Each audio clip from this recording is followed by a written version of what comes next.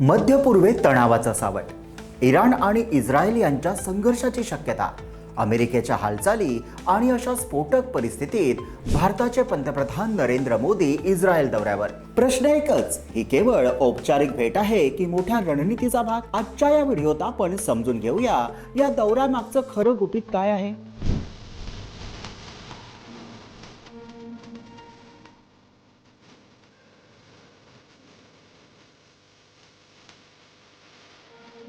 नमस्कार, मी विहंग ठाकूर. मोदींच्या इस्रायल दौऱ्याच्या आधीच भारताच्या परराष्ट्र मंत्रालयाने इराणमधील भारतीयांसाठी सावधगिरीच्या सूचना जारी केल्या. याचा अर्थ काय? परिस्थिती गंभीर आहे. जर इराणवर हल्ला झाला तर त्याचा प्रतिहल्ला इस्रायलवर होऊ शकतो. म्हणजेच दोन्ही देश युद्धाच्या छायेत आहेत.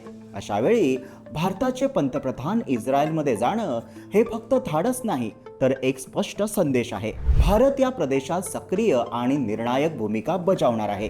इस्रायलचे पंतप्रधान बेंजामिन नेतन्याहू आणि नरेंद्र मोदी यांच्यात गेल्या काही वर्षात घट्ट मैत्री निर्माण झाली आहे. ही भेट केवळ शिष्टाचाराची नाही, ती रणनीतिक भागीदारी अधिक मजबूत करण्यासाठी आहे.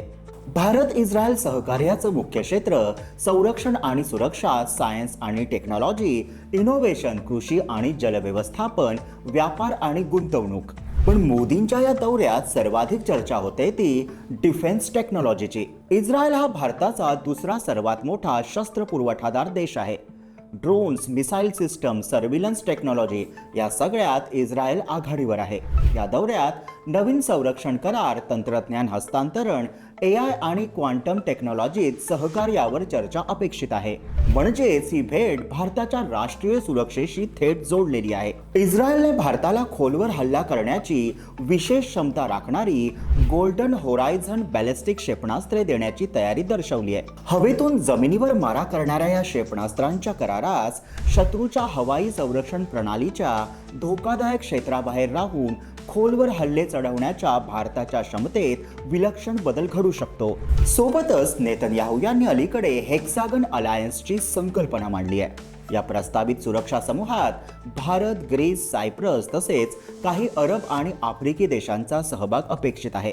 या आघाडीचा मुख्य उद्देश म्हणजे कट्टरवाद आणि दहशतवादाविरोधात सामूहिक भूमिका घेणं. जर भारताने यात सक्रिय सहभाग घेतला तर मध्य पूर्वेतील सामरिक समीकरणात मोठा बदल घडू शकतो.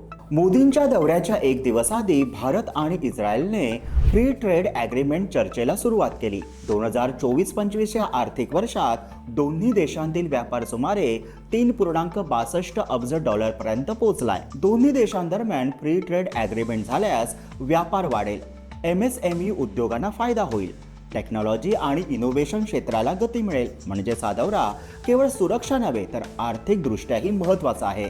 सोबतच IMEC म्हणजे India middle east Europe economic corridor हा प्रकल्प भारताला मध्य पूर्वेतून युरोपशी जोडणार आहे. यामुळे मालवाहतुकीचा वेळ कमी होतो, खर्च कमी होतो, भारताची जागतिक लॉजिस्टिक ताकद वाढणार आहे.